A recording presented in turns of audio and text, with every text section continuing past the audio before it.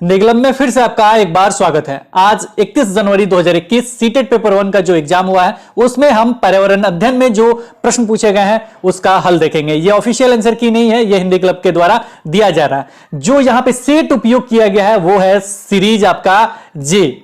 अगर आपका ये सीरीज है तो सेम क्वेश्चन और ऑप्शन सेम मिलेंगे। अगर ये सीरीज नहीं है तो क्वेश्चन आपका 61 मेरा जो होगा वो आपका 67 या कहीं और 70 71 कहीं पे भी आपका मिल सकता है, और साथ में उसका ऑप्शन भी इधर उधर मिल सकता है। जो मेरा ए ऑप्शन है वो हो सकता है आपका बी ऑप्शन हो। तो ये सारी चीज देखते हुए आगे देखिएगा वीडियो। इसके साथ ही एक चीज और भी मैं यहां क्लियर कर देना चाहता हूं कि ये भी देखेंगे कि हिंदी क्लब के द्वारा जो पढ़ाया गया था उसमें से कितने क्वेश्चन आए हैं, यह भी चीज देखना बहुत जरूरी है। चलिए स्टार्ट करते हैं। 61 नंबर क्वेश्चन है आपका, उपाख्यान अभिलेखों में क्या नहीं दर्ज करना चाहिए।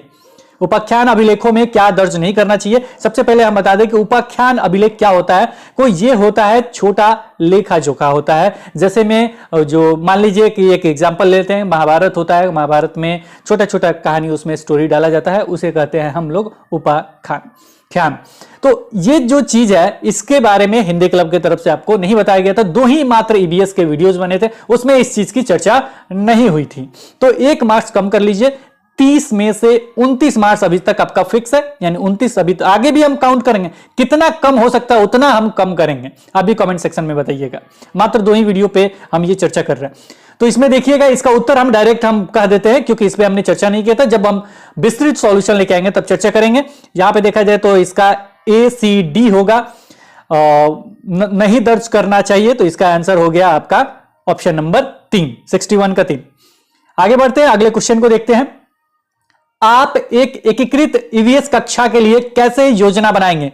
सपोज कीजिए इसको अगर हम नहीं भी बताया हो, तो वैसे बताया गया है, पीडीएफ में दिखाऊंगा मैं, इस पे चर्चा हुआ है। लेकिन अगर नहीं भी जानते होंगे तो मेरे शॉर्ट टिक द्वारा भी डायरेक्ट आंसर पे आप जा सकते थे। देखिए कैसे, यहां पे देखिएगा ऑप्शन है आपके पास, अलग योजनाओं में सभी विषयों को अलग करेंगे। यहां पे इन्होंने बल दिया अलग करेंगे। आगे देखिए, विज्ञान और सामाजिक विज्ञान के लिए अलग अध्यापकों का प्रबंध करेंगे। यहां पे भी उन्होंने बल दिया किस पे, अलग करने पे। अगला ऑप्शन, पर्यावरण विज्ञान के लिए अलग अध्यापक का प्रबंध करेंगे। अब यहां पे भी उन्होंने क्या ऑप्शन में दिया है, अलग शब्द उपयोग किया है। यहां भी अलग है, यहां भी अलग है और यहां भी अलग है। आप जानते हैं कि जो आपका ईवीएस है वो 3, 4, 5 में है, लेकिन उसमें विज्ञान और सामाजिक विज्ञान नहीं है। दोनों को इंक्लूड, दोनों के एकीकृत रूप से बच्चे उसमें देखते हैं, समग्र रूप से देखते हैं। ये चीज आपको बताया गया है, पीडीएफ में भी देख लेते हैं। तो जो बच गया है वो मेरा करेक्ट आंसर है। और हमने बताया था शॉर्ट ट्रिक द्वारा कैसे पता करेंगे। ये तीनों देखिएगा कि एक दूसरे से कोरिलेटेड आपको दिख रहे हैं। इसमें भी अलग करने की बात कहा गया, इसमें भी अलग करने की बात कहा गया, इसमें भी अलग करने की बात कहा गया। तो जाहिर सी बात है एक ऑप्शन तो सही होगा, नहीं तो तीनों क्या हो गया, एक जैसे हैं, तीनों को हमने हटा दिया। ये हमने बताया था 3 एक जैसे दिखेंगे, एक अलग दिखेगा, उसको टिक कीजिए, आगे बढ़िए। तो ये अलग दिख रहा है, इसको हमने टिक किया, आगे बढ़ेंगे। एक पार्ट में 2 या अधिक विषय क्षेत्रों को मिलाएंगे। अगर इसको पीडीएफ में भी देखा जाए, मतलब एकीकृत ईवीएस को, गणित विज्ञान के बारे में चर्चा है कि नहीं। देखिए, विज्ञान तथा सामाजिक अध्ययन, इस आयु वर्ग के बच्चे अपने परिवेश को समग्र रूप में देखते हैं। किस रूप में देखते हैं, समग्र रूप में। बाकी सब पढ़िएगा, स्पष्ट हो जाएगा। इसके बाद आगे बढ़ते हैं, इसमें देखते हैं अगले क्वेश्चन को। 63 नंबर, निम्नलिखित में से कौन सा एनसीएफ 2005 के अनुसार ईबीएस पाठ्यक्रम में सुझाए गए 6 विषयों में से एक है। 6 विषयों में से क्या है, एक है। 6 थीम में से यहां पे आप देख लेंगे, इसके मतलब जो भी 6 है, 6 आपको बताया गया है, उसमें से कौन सा एक है, यानी बाकी सब नहीं होंगे, उनमें से एक ही होगा। तो यहां पे देखा जाए प्राकृतिक संसाधन नहीं है, चीजें कैसे काम करती ये भी नहीं है, और पदार्थ ये भी नहीं है। यानी 1, 2, 3, एक आपका नहीं है, फिर 3 नहीं है, फिर आपका 4 नहीं है। जो बच गया वो करेक्ट आंसर हो जाएगा। चीजें जो हम बनाते हैं और करते हैं, लेकिन थोड़ा सा दिक्कत महसूस हो रहा है, क्योंकि बनाते हैं तो दिया गया, लेकिन थोड़ा अलग तरीके से दिया गया, उसे भी देख लेते हैं। हम चलेंगे हम लोग ईवीएस में, और इसमें हम शिक्षा शास्त्र में देखेंगे। शिक्षा शास्त्र ही चल रहा है ये। और यहां पे हम 6 जो थीम है उसे देखते हैं। थीम जो है ये देखिए, एक है परिवार एवं मित्र। पहला क्या है, परिवार एवं मित्र है, और दूसरा है आपका भोजन है, फिर पानी है, फिर आवास है, फिर यात्रा है। लेकिन छठा जो है, हम चीजें कैसे बनाते हैं, यह है। सेम वही चीज कहा जा रहा है, लेकिन थोड़ा सा अलग है। हम चीजें कैसे बनाते हैं ये दिया गया है इसमें। छठा जो ये थीम है, यहां पे भी पढ़ सकते हैं, यहां पे, ठीक है। कोई इसका छठा जो है वो क्या है, हम चीजें कैसे बनाते हैं, थोड़ा सा अलग है, लेकिन आप पढ़े होंगे तो इसको टिक कर सकते हैं। और मेरे ख्याल से सीटेड भी इसी को आंसर मानेगा, दूसरा कुछ तो मिल नहीं रहा, आप मिला भी लीजिए चीजें जो हम बनाते हैं और करते हैं, ठीक है। इसके बाद अगर दिखाया जाए सारा चीज तो टाइम वेस्ट होगा, हम तेजी से आगे बढ़ेंगे और जिसमें भी दिक्कत होगा उन प्रश्नों को देखेंगे। निम्नलिखित में से क्या रचनात्मक आकलन के संबंध में सही नहीं है? यहां पूछा गया कौन सा सही नहीं है यानी कौन सा गलत है। रचनात्मक आकलन के बारे में बहुत बार चर्चा किया गया। रचनात्मक आकलन यानी निर्माणात्मक आकलन, यानी कक्षा में जब शिक्षण होता है उस समय यह आकलन किया जाता है ताकि पता चल सके कि बच्चे सीख रहे हैं तो कैसे सीख रहे हैं, कोई दिक्कत तो नहीं है। अगर कुछ दिक्कत होता है तो उसका निदान भी उसी समय हम कर देते हैं, इसीलिए इसको निदानात्मक आकलन भी कहा जाता है, इसीलिए इसे निर्माणात्मक आकलन भी कहा जाता है, इसीलिए इसे रचनात्मक आकलन भी कहा जाता है। तो पहला ऑप्शन पढ़िए, अधिगम को सुदृढ़ करने के लिए यह अध्यापक को समय पर कार्यवाही करने में मदद करता है। जाहिर सी बात है ये मदद करता है, इसीलिए तो करते हैं आकलन हम। इसके बाद इसको छात्रों की प्रगति की निगरानी करनी है, ठीक है। अगला है बच्चे के सीखने की कोई भी जानकारी रचनात्मक आकलन में मदद कर सकती है। अब कोई भी के कारण ये थोड़ा सा दिक्कत वाला ऑप्शन लगा दिया, कोई भी नहीं लिखना चाहिए था, लेकिन फिर इन्होंने लास्ट में क्या लिखा है, मदद कर सकती है। कर भी सकती है, नहीं भी कर सकती है, लेकिन मदद कर सकती है। इसके कारण ये ऑप्शन अभी तक मुझे करेक्ट ही लगा है। लेकिन लास्ट पढ़ते हैं, रिपोर्ट कार्ड के प्रत्येक तिमाही में इसकी सूचना दी जानी है। रिपोर्ट कार्ड के प्रत्येक तिमाही में, प्रत्येक तिमाही की बात कहा गया, एक फिक्स कर दिया गया कि इसी बार मतलब 3 महीना के बाद 3 महीना में आपको ये चीज रिपोर्ट सौंपना है, ये करना है, ये करना है। बच्चे का निदानात्मक कहलाएगा कहां से, नहीं कहला पाएगा रचनात्मक, जब फिक्स है कि इतने महीने के बाद ये एग्जाम होगा, जैसे बोर्ड परीक्षा होता है उस तरीके से इसमें कहा जा रहा है। तो जो ये लगभग दिखाई दे रहा होगा आपको, सही लग रहा होगा, तो इसमें नहीं पूछा गया है नहीं, यानी कौन गलत है, तो गलत है 4 नंबर ऑप्शन। ये आपका चला जाएगा किसमें, तो संकल्पनात्मक आकलन में चला जाएगा, क्योंकि बोर्ड परीक्षा वगैरह हमने बताया था कि आपका संकल्पनात्मक आकलन होता है जो योगात्मक आकलन के नाम से भी जाना जाता है। चलिए आगे बढ़ते हैं, 64 का आपका 4 हो गया। यह स्मिता अपने शिक्षार्थियों को कार्य से संबंधित लैंगिक विषमता और रूढ़िवादी छवियों के प्रति संवेदनशील करना चाहती है। स्मिता को निम्नलिखित में से अपनी कक्षा में क्या करना चाहिए? मान लीजिए स्मिता जो है वो एक टीचर है और वो क्या चाहती है कि लैंगिक विषमता और रूढ़िवादी जो भी छवि है उसके प्रति संवेदनशील करना चाहती है। और स्मिता को निम्नलिखित में से अपनी कक्षा में क्या करना चाहिए, कौन सा कार्य इसमें करना चाहिए? पहला है विभिन्न प्रकार के कार्यों के फ्लैश कार्ड दिखाएं, बहुत सारे फ्लैश कार्ड है उसे दिखाने के लिए बात कहा गया। केवल लड़कों से प्रतिदिन, केवल के कारण तो ये तो मैं हटा देता हूं, लड़कों के प्रतिदिन जो भी हो। तीसरा है एक छात्र की मां को कक्षा में आमंत्रित करे जो ऑटो चालक है। अब आप जानते हैं कि हमेशा आप लोग कहते हैं गाड़ी वाड़ी कौन चलाएगा, तो पुरुष चलाता है, पुरुष प्रधान है, तो वहां पे किसी छात्र की मां चलाती है ऑटो, उसको लाने की बात कहा जाए, आमंत्रित करने की बात कहा गई, तो जाहिर सी बात है ये लगभग करेक्ट आंसर है। चौथा देख लीजिए, रूढ़िवादी मॉडलों को छात्रों को प्रस्तुत करे, तो ये भी उतना करेक्ट आंसर नहीं है। को देखा जाए तो ये कट गया, तो बच गया जो करेक्ट आंसर हो गया 65 का 3 होना चाहिए। इसके बाद आगे बढ़ते हैं अगले क्वेश्चन की तरफ। ये है आपका, पुनीत ने अपनी कक्षा 5 के शिक्षार्थियों को मानव शरीर की एक रूपरेखा दी और उन्हें भोजन विषय पढ़ाने से पहले पाचन तंत्र को बनाने को कहा। भोजन विषय पढ़ाने से पहले क्या कहा? पाचन तंत्र बनाने को कहा। पुनीत क्या चाहता था इसके बारे में पूछा गया।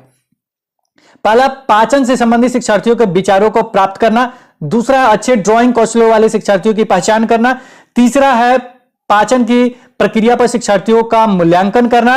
चौथा है परीक्षण करना कि शिक्षार्थी नामांकित आरेख बना सकते हैं। देखिए ये जो होता है ना, इससे फायदा क्या होगा, नामांकित हो चाहे अच्छे ड्राइंग हो, ये सारे तो हट जाएंगे, लेकिन यहां पे मूल्यांकन भी ठीक है लेकिन उतना पॉजिटिव हमें नहीं लग रहा, तो ये भी हट जाएगा। तो जो बच गया वो करेक्ट आंसर हो गया, क्योंकि जो भी देखिए भोजन विषय पढ़ाने से पहले पाचन तंत्र बनाने को कहा, तो वो जानना चाहते हैं कि ये कैसा सोचते हैं, इनके विचार क्या है, को विचार को वो प्राप्त करना चाहते हैं, क्योंकि बच्चे का आपको सर्वांगीण विकास करना है।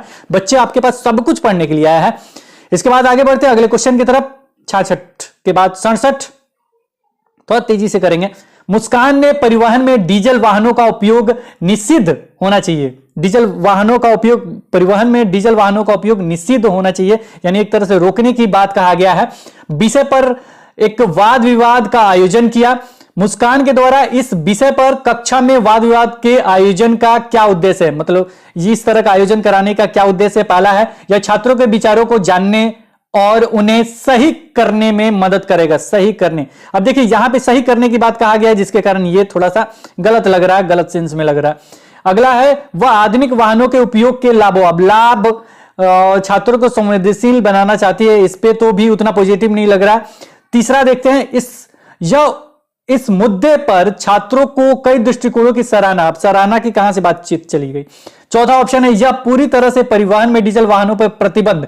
देखिए डीजल वाहनों का उपयोग निषिद्ध करना चाहिए, यानी डीजल वाहनों का प्रयोग एक तरह से नहीं करना चाहिए, इस तरह का बातचीत चल रहा है। कुछ देखिए जो जिस तरह का क्वेश्चन है उसी तरह का ऑप्शन को रिलेटेड कीजिए, क्वेश्चन के साथ ऑप्शन जब को रिलेटेड हो जाता है तो वो क्या हो जाता है, आंसर सही हो जाता है। तो देखिए इसमें जिस तरह का चर्चा है उसी तरह का ऑप्शन ये है, और इसमें लिखा गया है डीजल वाहनों पर प्रतिबंध लगाने की आवश्यकता पर छात्रों को संवेदनशील बनाना चाहती है, क्योंकि यह हमारे पर्यावरण को क्या करता है, नुकसान भी पहुंचाता है। क्वेश्चन 68 का ऑप्शन नंबर 4।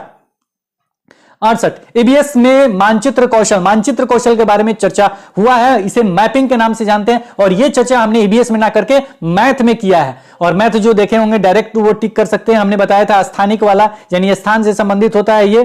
तो ये हो गया आपका करेक्ट आंसर ऑप्शन नंबर 3, स्थानों की सापेक्ष स्थिति को समझ को विकसित करता है, यानी 68 का 3। इसके बाद आगे चलते हैं 69 नंबर क्वेश्चन, कक्षा 5 के समयन आमतौर पर अपना दिया हुआ कक्षा का कार्य नहीं करते हैं, मुद्दे को हल करने का सबसे अच्छा उपाय क्या होता है। शॉर्ट ट्रिक अपनाइए, डायरेक्ट टिक कीजिए, आगे बढ़िए। वैसा ही क्वेश्चन है, पहला है किसी दूसरे बच्चों को उसकी कक्षा के कार्य को पूरा करने में मदद करे। देखिए जो भी चीज है, जो भी प्रॉब्लम होता है ना, सबसे पहले हम कारण जानते हैं, आखिर दिक्कत क्या है, आखिर क्यों नहीं बनाता, आखिर क्या कारण है। क्योंकि सारे बच्चों का, प्रत्येक बच्चों पे आपका अधिकार है, सारे बच्चों का सर्वांगीण विकास होना चाहिए, सब पे एक समान रूप से आपको देखना है। इसलिए समावेशी कक्षा का भी हमेशा चर्चा होता है कि प्रत्येक बच्चे में व्यक्तिगत विभिन्नताएं होती है, व्यक्तिगत रूप से प्रॉब्लम्स होते हैं, व्यक्तिगत मतलब अलग अलग तरीके से वो सीखते हैं, कोई बहुत तेजी से सीखता है, कोई धीरे सीखता है। चलिए लेक्चर नहीं देना, उत्तर हम लोगों को जानना है। तो यहां पे देखा जाए कक्षा 5 के समय आमतौर पर अपना दिया हुआ कक्षा का कार्य नहीं करते हैं, मुद्दे को हल करने का सबसे अच्छा उपाय हो सकता है। तो पहला तो होगा नहीं, दूसरा माता पिता से बात करें ये भी नहीं होगा, उसे वैकल्पिक और आसान गृह कार्य दे ये भी नहीं होगा। अगर इसमें ये भी ऑप्शन डाला गया होता कि उसे किसी ट्यूशन पढ़ाएं चाहे किसी अन्य स्कूल में भेज दें, वो पढ़ नहीं सकता है, तो ये सारे ऑप्शन गलत होते हैं, जो बच जाता है वो करेक्ट आंसर होता है।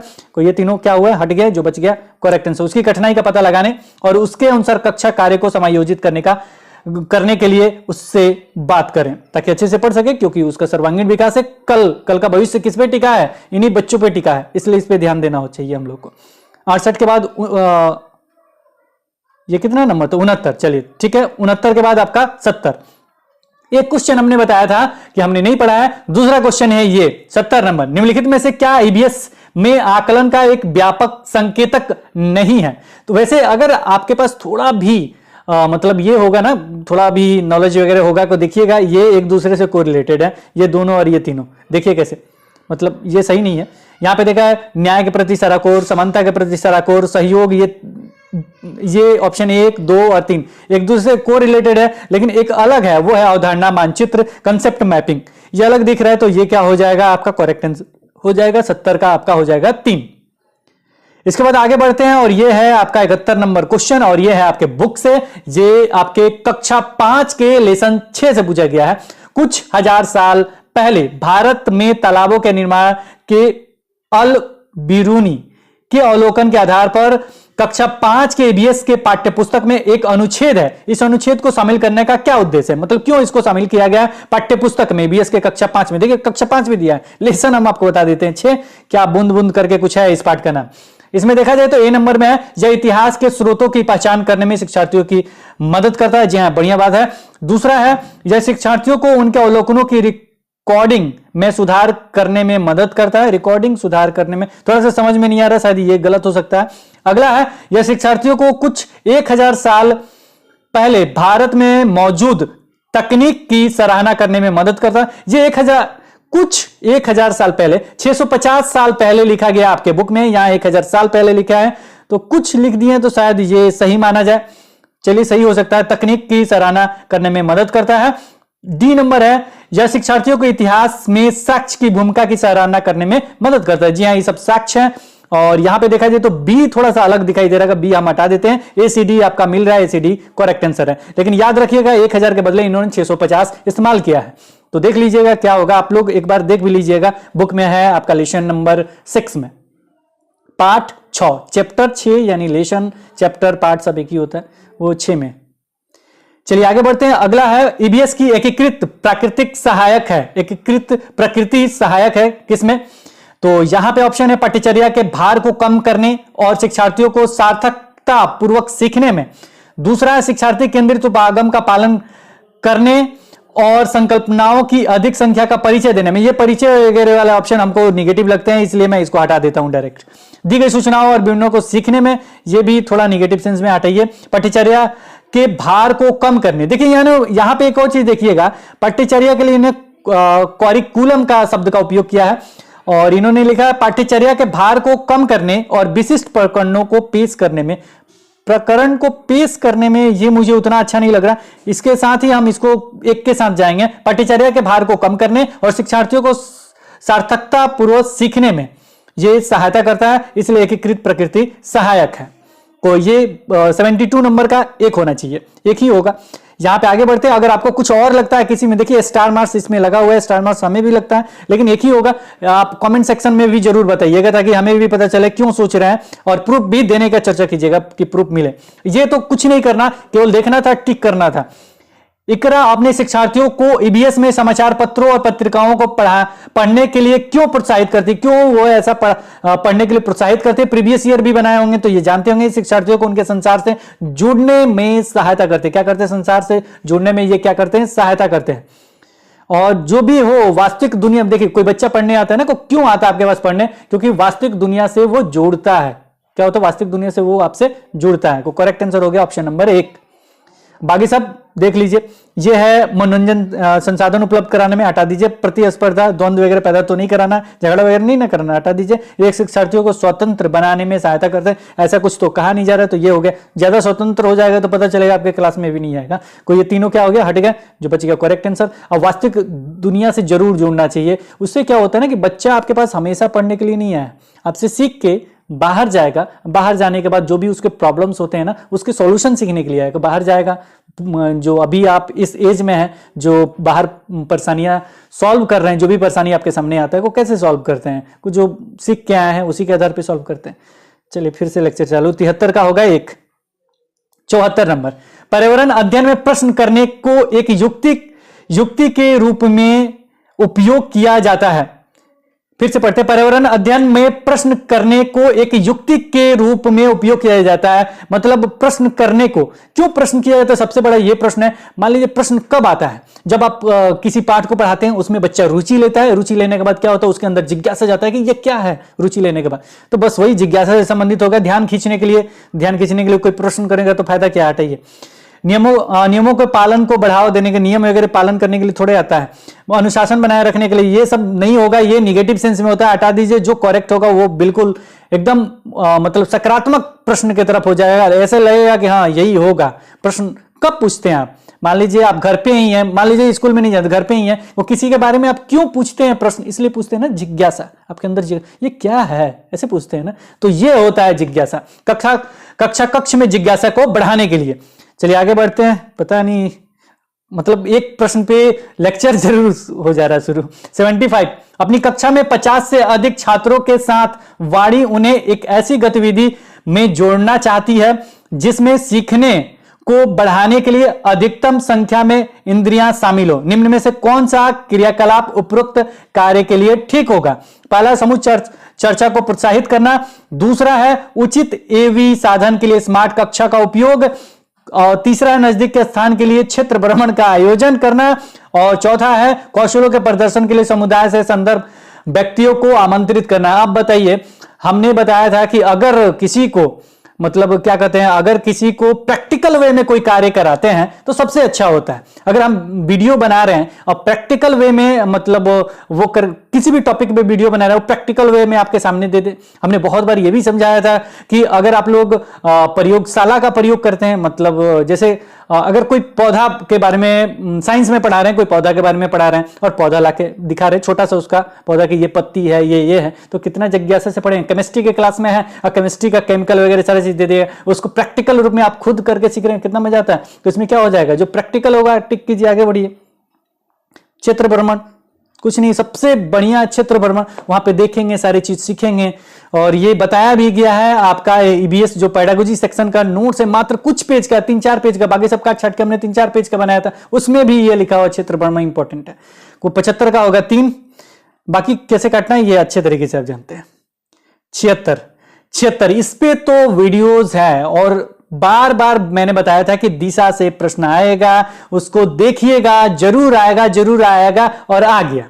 अब देखिए इसको, आपका घर X पर स्थित है तथा आपका ये जो भी प्रश्न है इसको समझ लीजिएगा। अगर ज्यादा दिक्कत होगा तो दिशा वाला वीडियो देख लीजिएगा, उस पर वीडियो स्पेशली हमने कहा था दिशा देख लीजिएगा, समय देख लीजिएगा, मैप देख लीजिएगा, इससे प्रश्न निश्चित रहते हैं।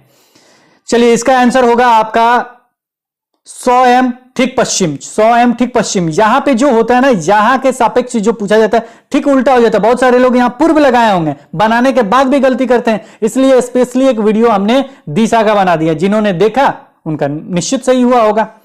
चलिए आगे बढ़ते हैं।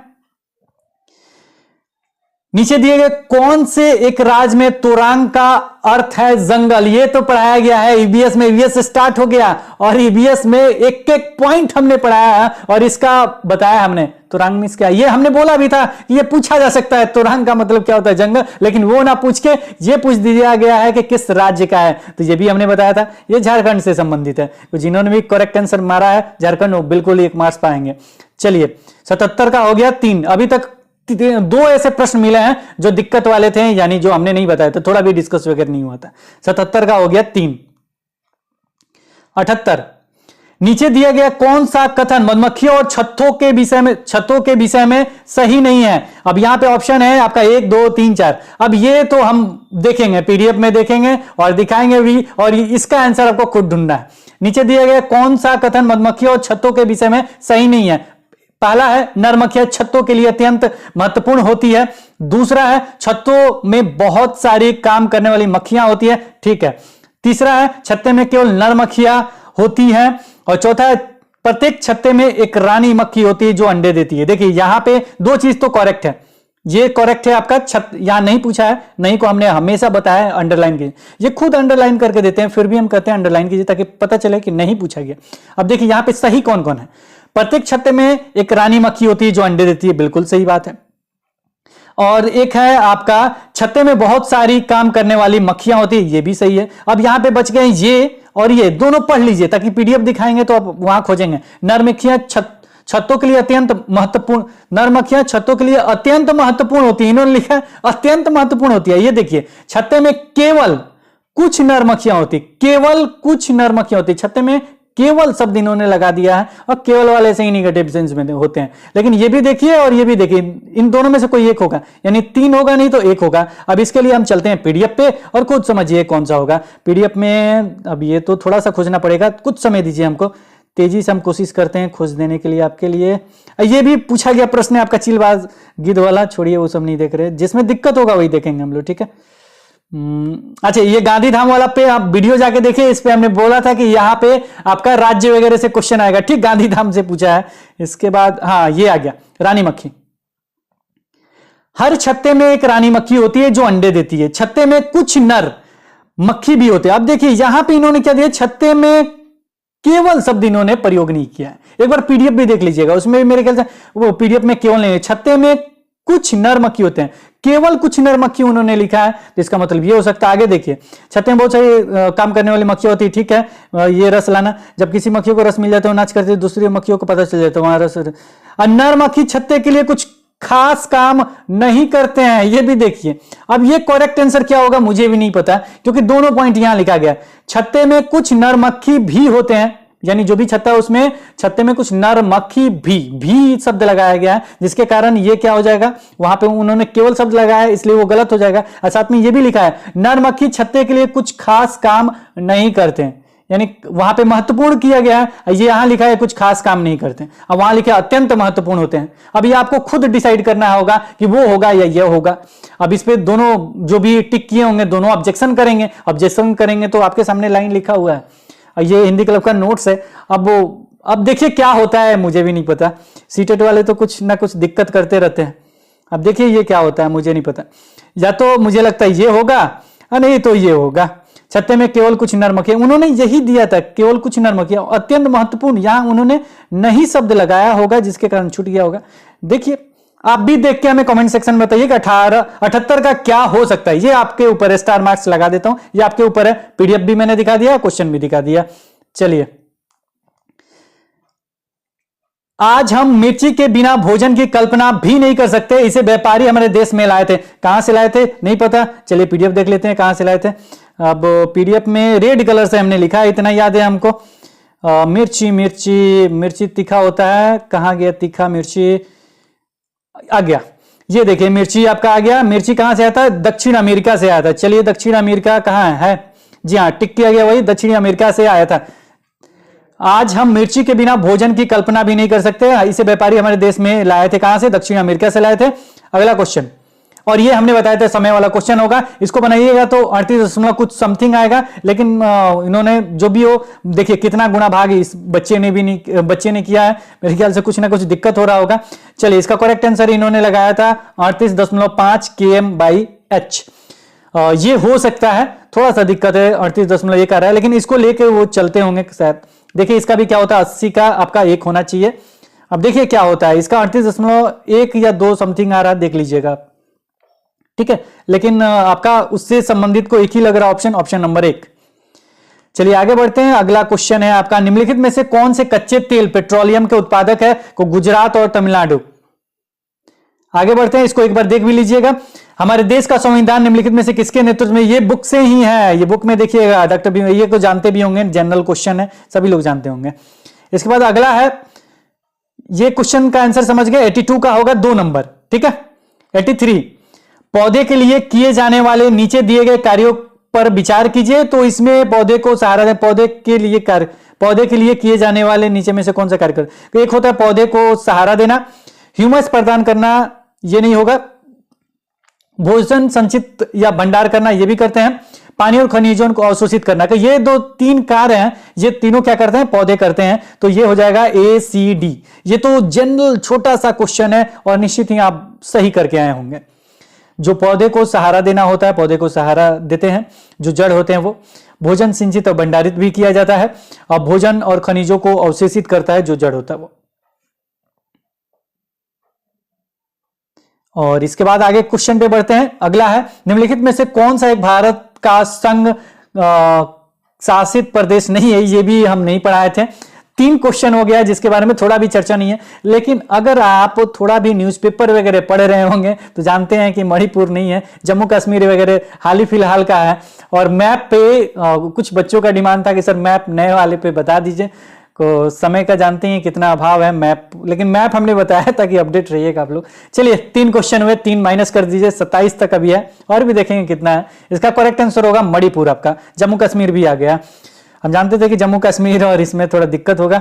चलिए जिसने भी लगाया है मणिपुर वो बिल्कुल करेक्ट है, 84 का होगा 2 नंबर।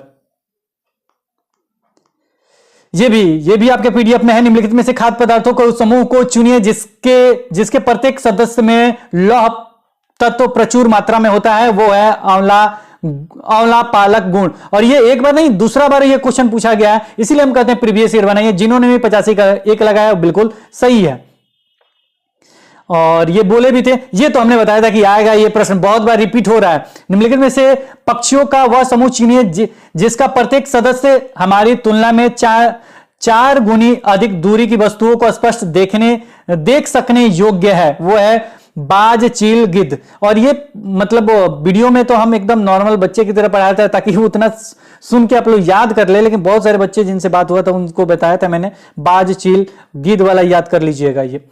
और ये आया भी है, 86 का है आपका 3 नंबर। क्वेश्चन में किए होंगे तो उसमें होगा ये। पुशमपल्ली में देखिए इसमें आंध्र प्रदेश आपका नहीं दिया है, उसके बदले में इन्होंने तेलंगाना दे दिया है। क्वेश्चन आप लोग पढ़ लीजिएगा, पोचमपल्ली के बारे में जानते हैं ये कहां से संबंधित है, तेलंगाना से। इन्होंने पूछा है यह कस्बा अब किस राज्य का भाग है, किस राज्य का भाग है, वो है तेलंगाना का। आंध्र प्रदेश देता है को फिर दिक्कत होता है, बुक में क्या दिया है आंध्र प्रदेश दिया, को थोड़ा सा अपडेटेड इन्होंने कर दिया, उसको बाहर किया, तेलंगाना को अंदर डाला। को जो पढ़े होंगे जो जानते होंगे तेलंगाना टिक किया होगा, आगे बढ़े होंगे। अगला क्वेश्चन 88 नंबर क्वेश्चन, भारत के मानचित्र में दिल्ली की स्थिति के सापेक्ष गांधीनगर गुजरात की राजधानी और पटना बिहार की राजधानी की दिशाएं क्रमशः है। दिल्ली की स्थिति के सापेक्ष आपको देखना, हमने बताया था कि मैप से जरूर एक बार देख लीजिएगा, लेकिन दिल्ली की स्थिति के सापेक्ष पूछा है। इसके अनुसार देखा जाए तो एक बार मिला भी लीजिएगा, मेरे ख्याल से ये होना चाहिए आपका दक्षिण पश्चिम और दक्षिण पूर्व। दिल्ली हो गया, यहां पे ये बन जाएगा आपका क्या कहते हैं गुजरात आपका है गांधीनगर, और ये पटना हो जाएगा। तो ये आपका करेक्ट आंसर एक को होना चाहिए, एक बार मिला लीजिएगा इसको 88 का। चलिए एक और क्वेश्चन इसको भी डाल देते हैं। दिल्ली के सापेक्ष पूछा था और दिल्ली के सापेक्ष हमने, वैसे दिल्ली का मतलब आपने देखा ही होगा, दिल्ली सारा मैप याद करने के लिए। चलिए एक और 4 क्वेश्चन बाहर, 88 का 1 नंबर आंसर, 4 क्वेश्चन हमने बाहर कर दिए। ये तो क्वेश्चन पढ़ाया गया और पीडीएफ में भी है। 89 नंबर क्वेश्चन, निम्नलिखित में से कितने मटर के पौधे के साथ प्रयोग किए और पाया कि मटर के पौधे में कुछ ऐसे लक्षण होते हैं जो जोड़ियों में पाए जाते हैं, जैसे चिकने या खुरदरे, लंबे या बौने, पीले या हरे आदि। तो ये हमने मटर करके लिखा था और उसमें बताया था कि ये मेंडल के द्वारा हुआ है। और किसी ने कमेंट सेक्शन में जाके ईबीएस में देखे, कमेंट सेक्शन में उनका पूरा नाम किसी ने कमेंट सेक्शन में किसी ने लिख दिया था। हमने बाद में देखा था क्या लिखा गया, तो हमने देखा था कि पूरा इनका नाम लिखा गया है। और जिन्होंने भी लिखा वो लग रहा है कि अच्छे तरीके से तैयारी में थे, को ये हमने मेंडल केवल बताया था, उन्होंने पूरा नाम उनका लिख दिया था। 89 का 1 नंबर होगा और निश्चित ही आप जानते होंगे। चलिए 89 का आपका हो गया 1 नंबर, ये पढ़ाया भी गया है, पीडीएफ में भी है। 90 नंबर क्वेश्चन, ये भी बताया गया है, जब बताया गया था मजबूत बांस होता है, ऊपर टंगाया हुआ रहता है आपका घर, नीचे दिए गए किस एक राज्य के ग्रामीण लोग अपने ढालू छत वाले लकड़ी के मकान मजबूत बांस के खंभों पर धरती से 3 से 3.5 मीटर की ऊंचाई पर बनाते हैं। ये मीटर वाला थोड़ा सा इधर उधर मेरे ख्याल से दिया है, तो ये होगा आपका करेक्ट आंसर असम।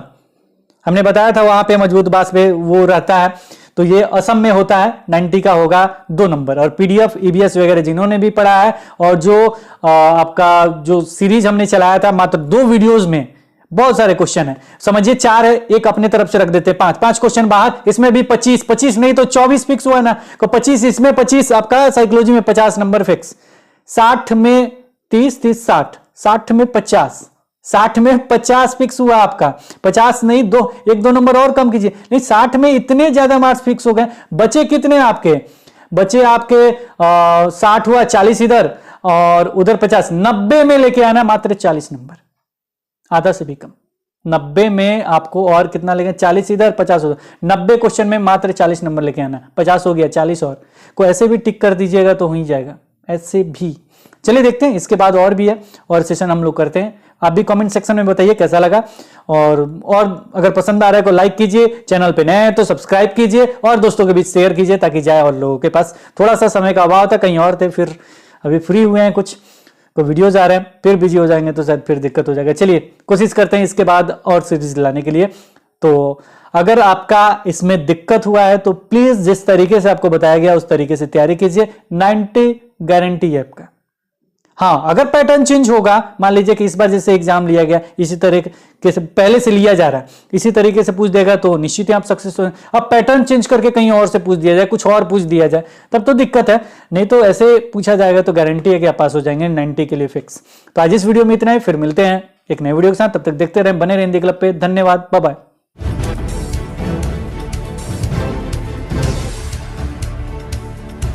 सब्सक्राइब कीजिए हिंदी क्लब को, दबाइए इस बेल आइकॉन को ताकि हमारा वीडियो आपको मिले सबसे पहले।